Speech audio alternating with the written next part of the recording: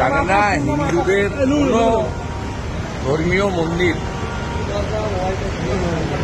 সরকারি টাকায় হয় না, আর সংবিধানও পারমিট করে না কোনো ধর্মের কোনো মন্দির বলুন, মসজিদ বলুন, গুরুদ্বারা বলুন, চার্চ বলুন, সরকারি টাকায় তৈরি করা যায় না। উনি সংবিধানও পড়েননি, নিজের ধর্মটাও পড়েন। এসব কথা ওনাকে বলতে না বলুন।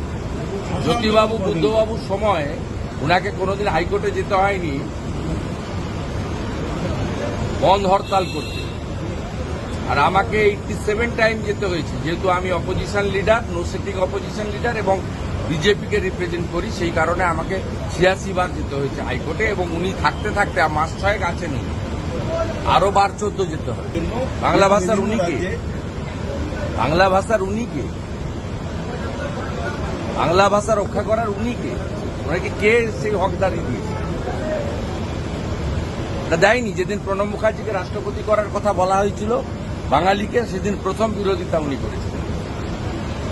আর উনি যে পার্টিকে গালাগালি করেন সেই পার্টিটাকে বাঙালি প্রতিষ্ঠা করেছে, ডক্টর শ্যামাপ্রসাদ মুখার্জি। আমাদের বর্তমান প্রধানমন্ত্রীর অ্যাডভাইসার ছিলেন লেট বিবেক দেবরয়, বাঙালি।